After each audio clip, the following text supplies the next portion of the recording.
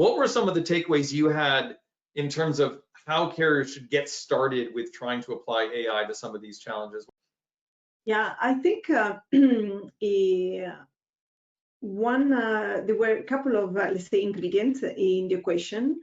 One is definitely looking at let's say, solid partnership to really rely on let's say, prepared institution or companies that can really help insurance company in navigating what are the potential aspects, the potential positive outcome the technology can bring in processes.